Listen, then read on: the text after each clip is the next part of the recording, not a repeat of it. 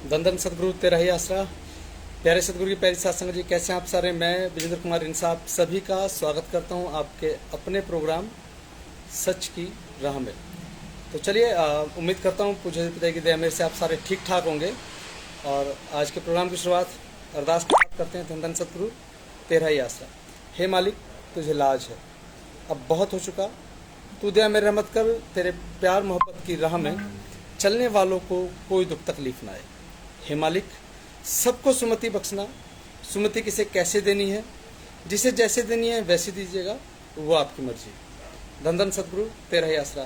तो प्यारे सतगुरु की प्यारी साथ संगत जी, प्रोग्राम की शुरुआत एक बेहद खूबसूरत सा भजन है, उस भजन से शुरू कर रहे हैं प्रोग्राम को। और जुझार सिंह भाई, धन धन सतगुरु तेरा ही आसरा, बहुत बहुत स्वागत साहब आपका। और जो भी साथी सेवादार जुड़ रहे हैं सभी का बहुत बहुत स्वागत है आपके अपने कार्यक्रम सच की राह में। चलिए भजन के साथ शुरू करें प्रोग्राम को, फिर और साथी जुड़ेंगे।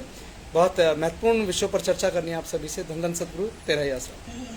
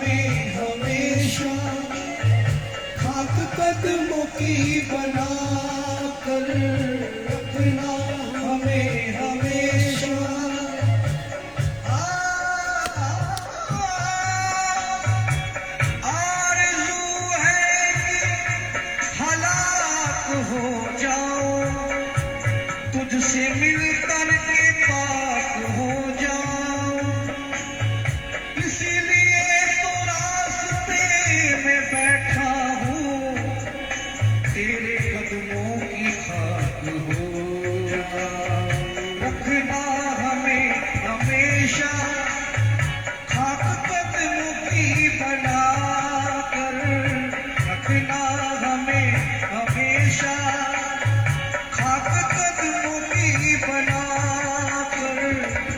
हिया अपने वचनों पे, खुद हिया अपने वचनों पे चलना हमें सिखा दे, वो पल कभी ना आए, याद को भुला दे।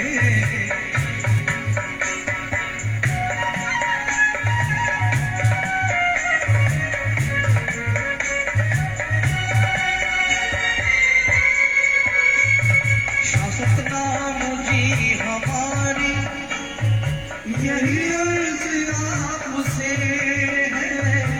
शाश्वत नाम जी हमारी, शाश्वत नाम जी हमारी, यही अर्ज आपसे है। उतरे ना उम्र भर जो, उतरे ना उम्र भर जो, ऐसा नशा याद वो पल कभी न आए, याद को भुला दे। हर दम दर्श दीदार हो, हर दम दर्श दीदार हो, ऐसी नजर बना दे, वो पल कभी न आए, तेरी याद जो भुला दे।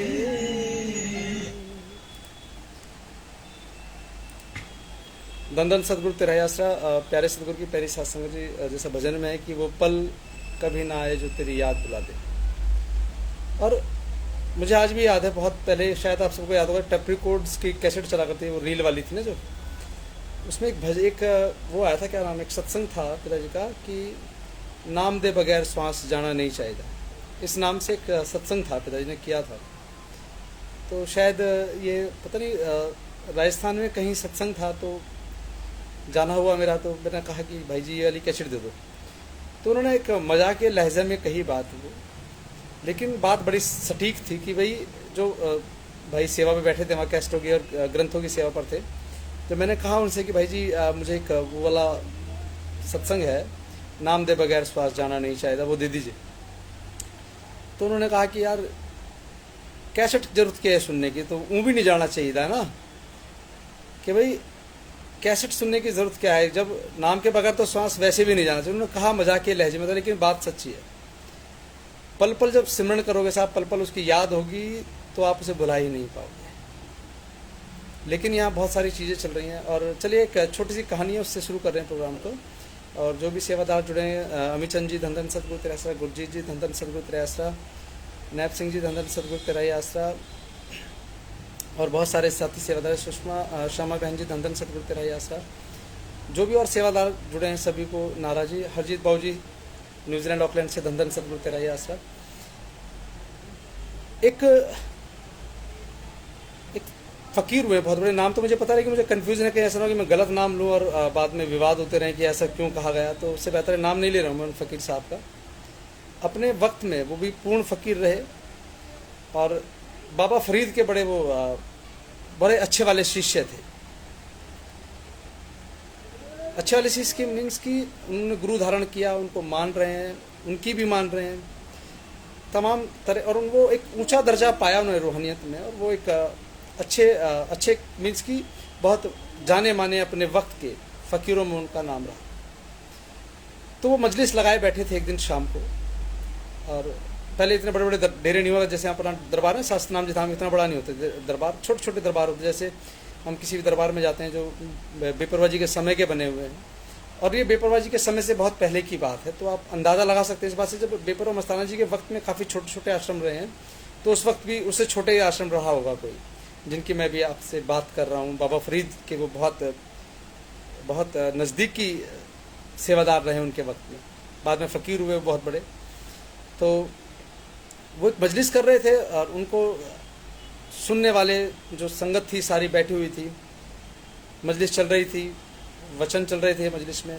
लेकिन एक अनोखी चीज़ हो रही थी उस दिन कि जो फ़कीर साहब थे वो बार बार खड़े हो रहे थे मंच पर, जहाँ स्टेज थी, स्टेज पर बार बार खड़े हो जाते हैं और फिर देखते हैं गेट की तरफ, फिर बैठ जाते हैं।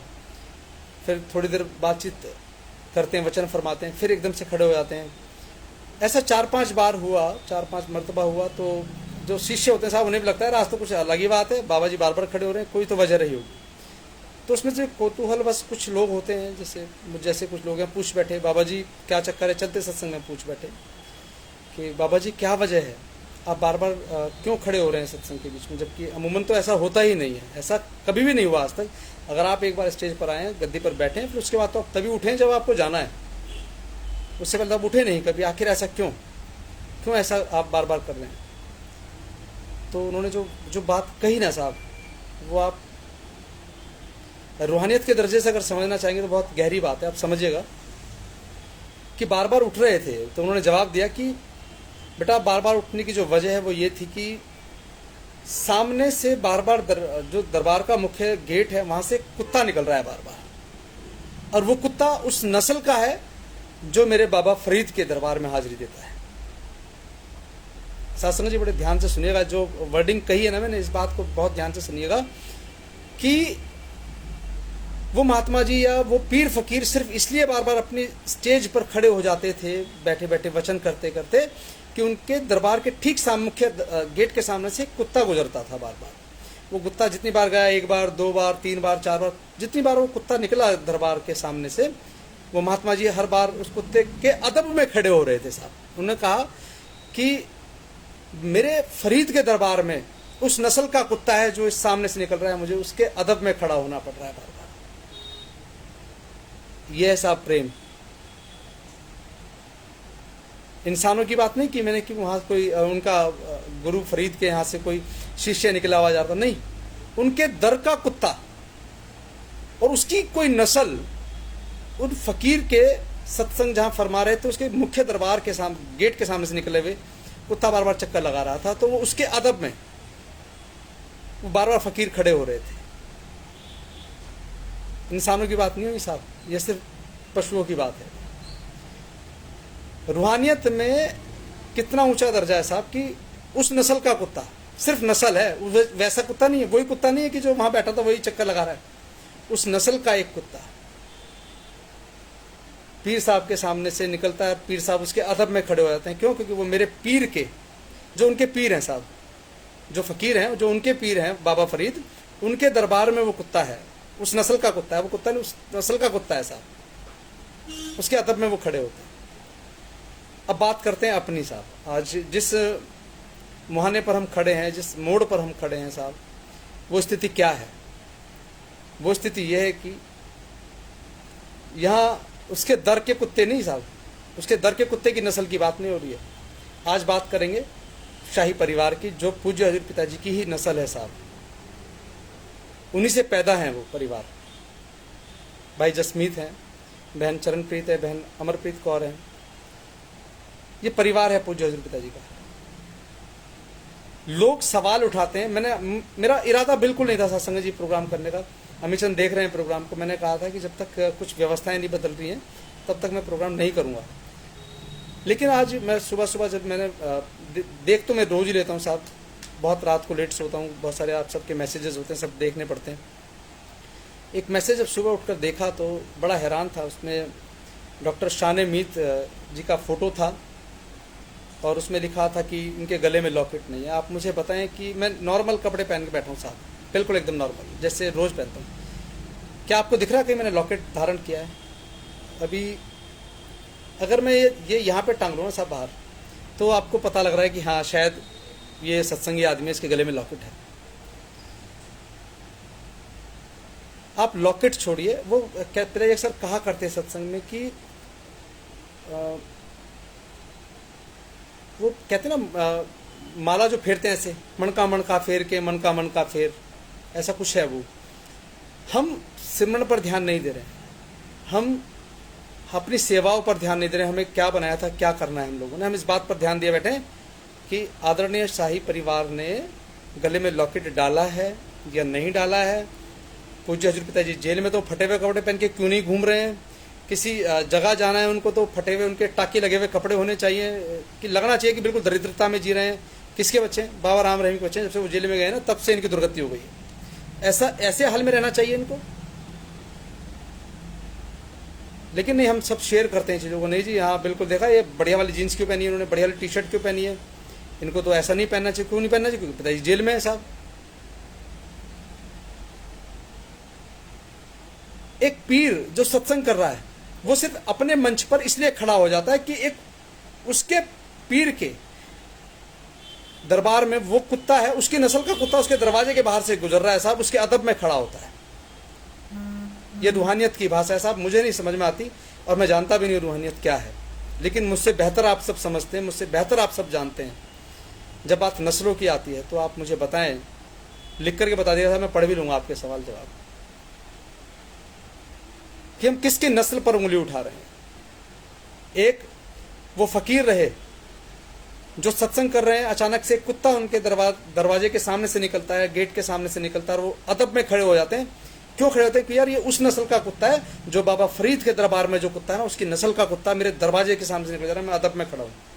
सिर्फ नस्ल का फर्क है साहब। लेकिन जब बात इंसानियत पे आती है, हम इंसान हो गए, तो हम किन पर सवाल उठा रहे हैं साहब? आप और हम तो दिखावा करते हैं, मुझे नींद नहीं आ रही, क्यों? पिताजी जेल में, हम खाना नहीं खा पा रहे ठीक से, क्यों? क्योंकि पिताजी जेल में। अरे उनसे पूछो जिनके ब्लड रिलेशन है साहब, जिनका खून का रिश्ता है। आपने तो कह दिया ठीक है जी साहब, हमारे तो गुरुजी जेल में, आप क्या कर लोगे? यूँ गए, खट से अंदर डाला लॉकेट, पिताजी की फोटो हटाई दुकान में से, अब कर रहे हैं काम धंधा, लगे में सर।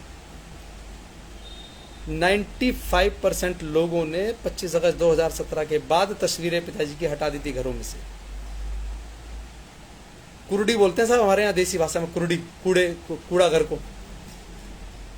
कुरडी पर पिताजी के स्वरूप हुआ करते थे पड़े हुए।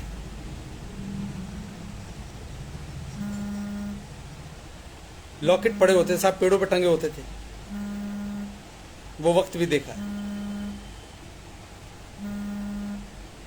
लेकिन मालिक के प्यारों, किसी के बहकावे में मत आओ, कौन क्या कह रहा है, आप और हम क्या कर सकते हैं उस पर ध्यान दें। बहुत सारे लोग ये सवाल उठाते हैं कि यार मुकदमों के बारे में हमें क्यों नहीं बताया जा रहा, क्या कर लोगे आप? चलो मान भी लो, आपको बता भी दिया कि आज की तारीख पे हो, क्या कर सकते हैं आप उसमें? मैं तो कुछ नहीं कर पाऊंगा साहब, आप में से कोई कुछ कर सकता हो तो मुझे नहीं पता, लेकिन मैं कुछ नहीं कर पाऊंगा, क्योंकि जजमेंट में जो आना है वो माननीय न्यायालय ने तय करना है, माननीय जज साहब ने तय करना है। उसमें आप और हम क्या फेरबदल कर सकते हैं? नहीं कर सकते, क्योंकि ये मुकदमे सरकार और सरकार के बीच के हैं साहब। ये किसी रामलाल टाइप के बंदे का मुकदमा नहीं है, ये एक सच्ची सरकार, जिसे हम पूज्य हजूर पिताजी के नाम से जानते हैं, और एक रंग बदलती सरकार साहब। आज हम तुम्हारे साथ है, कल किसी और के साथ है, एक उसके साथ मुकदमा है। अगर ये दो पक्षों के बीच में झगड़ा होता साहब, तब का निपट गया होता, पहले तो होता ही नहीं, क्योंकि हमारे झगड़े ही नहीं थे किसी के साथ। लेकिन असल बात तो ये है साथ संगत जी कि मसले कुछ और हैं। यहाँ 25 अगस्त 2017 के बाद, अभी 4 साल हो जाएंगे 2-4 दिन में। पहले साल कोई नहीं आया साहब निकल के कि भाई डेरे में क्या गलत। मैं तो कहता हूँ कि सब पूरा का पूरा सिस्टम ही करप्ट था हमारा, तो इतने दिन मुंह में दही जमाए क्यों बैठे थे हमसे? क्यों नहीं हम बात कर रहे थे सबसे कि भाई ये वाला आदमी जो सेवादार है ये गलत है जी, इसे बदलो, इसे पकड़वाओ। आज जब पिताजी नहीं, आज सबको सबकी गलतियां दिखाई दे रही हैं। सबसे बड़े गुनाहगार तो अगर आपको पता था तो आप हैं साहब कि ये आदमी गलत है, आपने गलती क्यों नहीं रुकवाई? प्यारे सदगुरु की प्यारी साध संगत जी, किसी के बहकावे में ना आए आप, किसी के कहने में ना आए, किसके क्या मंतव्य हैं। और एक बात बताऊं, जब जब पिताजी के आने की बात होती कि पैरोल लगेगी, जमानत लगेगी, उनकी सेहत खराब है, अस्पताल आएंगे, तभी साफ चर्चे होते हैं बरगाड़ी कांड के। अभी कहीं कोई शगुफा नहीं छोड़ा जा रहा, बरगाड़ी कांड, मलोट कांड, पता नहीं कौन कौन से कांड है साहब, किसी का कहीं जिक्र नहीं है। लेकिन जैसे ही चर्चा होने लगेगी पिताजी आने वाले हैं, पिताजी अस्पताल में इलाज के लिए आ रहे हैं, 3 दिन के लिए आए, 4 दिन के लिए आए, तो सब साहब लेत तरीके हो जाते हैं शुरू कि इस वाले कांड में भी नाम होना चाहिए, 4 वहाँ घूम रहे हैं जी, 2 यहाँ घूम रहे हैं, इनको पकड़वाओ। और बहुत सारे साथी सेवादारों का एक सवाल होता है अक्सर कि बहन हनीप्रीत खुलकर क्यों नहीं बोलती हैं, या जो मुख्य प्रबंधक रहे हैं दरबार के पहले, जो हर विषय पर अपनी पकड़ रखते थे, चाहे वो परमार्थ वाला डिपार्टमेंट रहा, चाहे वो सेवाओं वाला रहा, चाहे वो दरबारों में सामान लाने ले जाने का रहा। क्यों मैं नाम लूँगा तो सब कहेंगे ये तो बिक गया, उसने खरीद लिया साहब। तो ऐसे जो सेवादार हैं वो सिर्फ इसलिए चुप हैं, नहीं बोल पा रहे हैं खुल करके सामने आकर, क्योंकि उनके मुकदमे सब खारिज नहीं हुए हैं या वो बरी नहीं हो गए हैं। They all are in bail, वो सभी के सब जमानत पर बाहर हैं, सबके सब जमानत पर बाहर हैं। आपको जानकारी दूं मैं आपको, जब बहन हनीप्रीत की जमानत लगाई जा रही थी तो हर बार ये कहा जाता था कि ये बाहर जाएंगी तो लोगों को इकट्ठा करेंगी तो ये बवाल होगा इनके किसी बयानबाजी पर, ये दोबारा से लोगों को इकट्ठा करके दंगा करवाएंगे, तमाम तरह की चीज़ें। और हमारे वाले क्या कह रहे हैं कि हाँ जी मास्टरमाइंड यही है दंगे की, हनीप्रीत ही मुस्कान है। तो आप अब कंपेयर कीजिए दोनों चीज़ों को कि अगर इधर वाले भी कह रहे हैं मुस्कान है, यही सब दंगा भड़काने वाले हैं, और जो सीबीआई का जो वकील है साहब वो भी कह रहे हैं हाँ जी यही सब है, तो आपको लगता है कि जमानतें हो जाएंगी हमारे साथी सेवादारों की? कभी नहीं होगी। यह एक्चुअली बहुत सारे लोग उलझा रहे हैं चीज़ों को। तो मेरा आपसे निवेदन है साथ संगत जी, मुझ जैसे इस टाइप के बहुत सारे लोग हैं, उनसे दूरी बनाएं, आप दूर रहें, जो आपको और पूरे सिस्टम को दूषित करने के लिए तरह तरह की चालें चल रहे हैं। आप सावधान रहें तमाम ऐसे लोगों से जो शाही परिवार पर उंगलियां उठवा रहे हैं साहब। उठा नहीं रहे साहब, उठवा रहे हैं। उठवा किस तरह? आप ही लोगों ने उंगली उठानी है थोड़ी देर में। जिसने उस पोस्ट को लाइक किया, जिसने उस पोस्ट को शेयर किया साहब, वो समर्थन में है इस बात के कि शाही परिवार गलत है। ये ध्यान से समझ लीजिए आप। आपको लगता है जी मैंने कुछ कमेंट थोड़ी किया है, मैंने तो सिर्फ लाइक की तो कि हाँ जी ठीक लिखा है। लाइक का मतलब भी ठीक लिखा है साहब, और ठीक कहना भी। आप समझ सकते हैं मैं क्या कहूँ इससे ज़्यादा। हम जो कहानी मैंने आपको थोड़ी देर पहले सुनाई, उसको थोड़ा सा दोबारा दोहराना चाहूँगा कि फकीर साहब खड़े हो जाते हैं सिर्फ इसलिए कि उस नस्ल का कुत्ता जो बाबा फरीद के दरबार में है,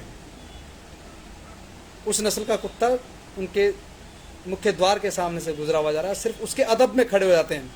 उसकी नस्ल का कुत्ता है भाई। लेकिन हम जो पूज्य हजूर पिताजी के बच्चे हैं, जो उनके ब्लड रिलेशन वाले हैं, उन पर सवाल उठा रहे हैं, उन पर उंगलियां उठा रहे हैं साहब। तो क्या कहूं मैं? अब आप मुझसे बेहतर ज़्यादा समझदार हैं साथ संगत। उम्मीद करूंगा कि आप कम शब्दों में ज़्यादा समझें चीज़ों को। मैं भी ज़्यादा लंबा नहीं खींचूंगा, छोटा सा प्रोग्राम है। किसी के बहकावे में मत आइए, चीज़ें बहुत जल्दी शायद पॉजिटिव होने वाली हैं, और जब पॉजिटिव होंगी चीज़ें तब चीज़ें नेगेटिव करने के लिए बहुत सारे लोग एक्टिव रहेंगे। आपने संयम रखना है चीज़ों पर। अभी मैं पढ़ रहा हूँ आज बहुत सारे, एक पता नहीं काबुल का क्या कुछ आ रहा, लिखा हुआ काबुल में गोले चलेंगे तो समझना हम आ जाएंगे या हम आ गए, इस तरह की कुछ चल रहा है। तो सतगुरु की प्यारी साध संगत जी, आप विश्वास रखें सतगुरु की जात पर। वो खुदा है और सरकारों का झगड़ा है। मसले कोर्ट में ही सुलझेंगे साहब, मसले कोर्ट में ही सुलझेंगे, ये पक्की बात है, इसमें कोई दो राय, कोई शक नहीं है। मसले झगड़ा है जो, वो न्यायालय में ही निपटेगा, लेकिन PIL से नहीं निपटेगा साहब। निपटेगा कैसे? निपटेगा माननीय उच्च न्यायालय में जाएंगे। जब हाई कोर्ट में जब हम लोग जाएंगे, वहाँ पर अपील है, बेल है, दोनों चीज़ें चल रही हैं साहब। जब अपील की जा चुकी है, अभी तो बहुत सारे सेवादारों को बताया जा रहा है ये कुछ डेरे के वकील कुछ कर ही नहीं रहे, या मैनेजमेंट सब पैसा खा रहे हैं, सब मज़े ले रहे हैं, सब ऐसा कर रहे हैं, वैसा कर रहे हैं। तो प्यारे सतगुरु की प्यारी साध संगत जी, पूज्य हजूर पिताजी के 2 केसेस में सज़ा हो चुकी है, 2 केसेस पेंडिंग है, जिसमें से एक का फैसला अब आया और कब आया चल रहा है। मेरी जानकारी में 13 तारीख को था शायद, कि 13 तारीख के आसपास फैसला हो जाएगा, और थोड़ी गंभीर चीज़ें रहने वाली हैं। तो मेरा आपसे एक रिक्वेस्ट और एक निवेदन हो रहा है, जब मसले सरकार के साथ है तो हो सकता है कि आने वाले मुकदमों में भी सज़ा हो, तो आप अपने मनोबल को मजबूत रखिएगा साध संगत जी। लोगों ने आपकी जड़ें हिला दी हैं, खोखली कर दी हैं, और आपको समझ नहीं आ रहा है। जिस दिन आप धराशायी होकर के गिर जाएंगे, धराशायी होकर गिरने का भावार्थ है कि जिस दिन आप, जैसे ही तीसरा जजमेंट आया, ओहो इसमें भी सजा हुई तो सरकार सही है यार, बाबा जी गलत है, जिस दिन ये वाला मैसेज आपके दिमाग में फीड हो गया ना साहब, उस दिन आप धराशायी हो जाएंगे। और उसकी नींव आपके दिमाग में डाली जा चुकी है, क्योंकि डेरे के सारे चेले गलत हैं। पूज्य जी पता है जितने को नाम दिया सारे के सारे तो नालायक हैं, वो सारे के सारे चोर हैं। तो यार कहीं ना कहीं तो सच्चाई होगी बात में। फिर ऐसे नाक चढ़ा के बोलोगे हाँ ऐसे, कभी तो ऐसी सच्चाई तो होगी। तो मालिक के प्यारों, होश में आओ, वो इलाही ताकत है। आदि जुगाती तक डेरा सच्चा सौदा है, किसी की माँ ने दूध नहीं पिलाया जो एक ईंट भी हिलाए डेरे की। तो आप विश्वास रखें सतगुरु पर, और आने वाले तमाम फैसलों पर सजा सुनाना और सजा का इम्प्लीमेंटेशन हो जाना अलग चीज़ है शास्त्र में। तो चलिए मिलते हैं, फिर जल्दी मिलेंगे। अब कोई और दोबारा ख्याल दिया पिताजी ने, आज लगा कि मुझे आपसे इस बारे में बात करनी चाहिए, जो शाही परिवार पर या दरबार के मुख्य जिम्मेवार सेवादारों पर जो सवाल उठाते हैं। असल में गलती आप लोगों की भी नहीं है साथ समझिए, गलती किसी की भी नहीं। जो शातिर लोग हैं वो आपको अपने वाकजाल में फंसाते हैं। मैं भी उस कैटेगरी में रहा हूँ जिसमें आप आज हैं। आपकी मनोस्थिति में मेरी में कोई फ़र्क नहीं है, मैं भी गधा हूँ, आप इंसान हैं साहब। तो मैं भी उसी रास्ते पे चला जिस रास्ते पे चलाने की कोशिश की लोगों ने, लेकिन जब समझ में आया, चीज़ों को समझा, तो जैसे समर्थन किया था वैसे विरोध भी किया है साहब। तो चलिए मिलते हैं फिर कभी जल्दी में, 2-4 दिन में मौका लगेगा दोबारा आपसे बात करने का, आपसे मुलाकात करने का। तो इन्हीं रास्तों पर मुलाकात होगी साहब। लेकिन आप बिल्कुल भी मन में ख्याल मत लाइएगा कि शाही परिवार पिताजी पर ध्यान नहीं दे रहा है, उनके मुकदमों पर ध्यान नहीं दे रहा है, उन्होंने लॉकेट पाया है नहीं पाया है। वो कहते हैं ना पिताजी कि मनवा तो दैदिस फिरे ए सिमरन ना है, कि आप आलती पालती तो मार के बैठ गए साहब, लेकिन आपका ध्यान नहीं है, तो मन इधर उधर भटक रहा है। तो कैसे भक्ति है आपकी? आपकी भक्ति ये थी कि क्या आपने सबके गले चेक करने की भाई सबने लॉकेट पहना है नहीं पहना है? ये तो ड्यूटी नहीं लगाई पिताजी ने। पिताजी ने कहा कि नाम दे बगैर श्वास चढ़ना नहीं चाहिए। उन्होंने ये नहीं कहा साहब कि मेरे जाने के बाद अब सबके लॉकेट चेक करना कि किसी ने पहना है नहीं पहना है। एक छोटी सी कहानी हो रहा है, मुझे काफ़ी देर से दिमाग में घूम रही थी। मैंने कहा चलो बात की जाए, लैला मजनू की बात की जाए सर। लैला मजनू का किस्सा हम सब ने सुना। लैला और मजनू का जो इश्क था वो हकीकी कहें या मजाजी कहें नहीं पता है, लेकिन वो प्रेम था साहब। क्या प्रेम था? लैला नाम की एक लड़की थी जिससे मजनू नाम के लड़के को इश्क हो जाता है साहब। और ऐसा कहा जाता है, मैंने फिल्म देखी, उसमें जब मजनू को जब मार पड़ रही होती है स्कूल में, छड़ी से मास्टर मार रहा होता है, तो उसके निशान, उसकी चोट के निशान लैला के हाथ पे थे। लैला सुबह के जब रोती है तो मास्टर अचानक से देखता है इसको क्या हुआ, तो वो हाथ देखता है तो उसे अपनी गलती का एहसास होता है, मैंने गलत छेड़ दिया साहब। तो जब लैला मजनू का इश्क चल रहा था साहब, तो मजनू साहब जाया करते थे गलियों में घूमते, लैला की गली में पहुंचते तो वहाँ के कुत्ते उसको भौंकते, काटते, कपड़े फाड़ देते। लेकिन जब जब मजनू गली में जाता, जब उन्हें दिखाया कुत्ते हमेशा काटते हैं मुझे, तो उसने क्या किया, घी में चिपड़ी हुई रोटियां लेके जाने लगा उनके लिए। और जैसे कुत्ते भौंकते उनको रोटियां फेंकता, और रोटी खत्म होते कुत्ते फिर भौंकते साहब, फिर काटते मजनू को। तो आप जैसे किसी समझदार आदमी ने कहा कि भैया मजनू क्यों पागल हुआ जा रहा है यार, तो रोज कुत्ते तुझे काट रहे हैं, तो इनको फिर भी पत्थर नहीं मारता है, भगाता नहीं है, इनको रोटियां भी देसी घी खिला रहा है, क्या चक्कर है? तो मजनू ने कहा कि जनाब मुझे पता है, मुझे तकलीफ भी होती है जब मुझे काटते हैं, लेकिन क्या करूं, ये मेरी लैला की गली के कुत्ते हैं, ये मेरी लैला की गली के कुत्ते हैं साहब। अदब बहुत ज़रूरी, रूहानियत में अदब ही तो है साहब, और है क्या जो बंदे से रब बनाने की प्रक्रिया में आपको लेके जाता है? अदब ही तो है। अदब है नहीं साहब, ईश्वर ही कर लो भक्ति इबादत, कैसे आपको ईश्वर मिलेगा? अदब बहुत ज़रूरी है। तो प्यारे सतगुरु की प्यारी साथ संगत जी, विश्वास रखो, अपने विश्वास को कम मत होने दीजिए। कोई अगर आपसे कह रहा है कि परिवार ध्यान नहीं दे रहा है, तो ये सिर्फ आपको गुमराह करने की बात है। तभी तो आपका रुझान मेरी तरफ होगा, जब जिस दिन मैं कहना चाहूँगा नहीं जी नहीं, परिवार ध्यान नहीं दे रहा है, यहाँ देखने वाले 200 होंगे साहब, लेकिन मैं कह रहा हूँ कि परिवार ध्यान देने वाला है तो साहब गिनती कम है। सच को भीड़ की ज़रूरत नहीं होती साहब। सच सिर्फ सच होता है, और सच की राह में हमेशा उन तथ्यों पर बात की गई है जो वक्त के हिसाब से सही रहे। तो चलिए मालिक के पैरों, कुछ गलती से अगर किसी की भावनाओं को ठेस पहुंची हो तो मैं आप सबसे हाथ जोड़ के क्षमा चाहूँगा, और मिलते हैं फिर जल्दी जब भी मौका लगता है। विप्रो जी कभी ख्याल देंगे कि चलो आज इस टॉपिक पे बात की जाए, तो आप सबके साथ फिर रूबरू होंगे। तब तक के लिए नमस्कार, धन धन सदगुरु तेरा ही आसरा, गुड नाइट, शब्बा खैर, बाय बाय साहब जी, धन धन सदगुरु तेरा आसरा, जुजार भाई धन धन सदगुरु तेरा आसरा, जसपीर भाई धन धन सदगुरु तेरा ही आसरा, मालिक के पैरों मिलते हैं फिर, धन धन सदगुरु तेरा ही आसरा, निरंजन भाई धन धन सदगुरु तेरा ही आसरा।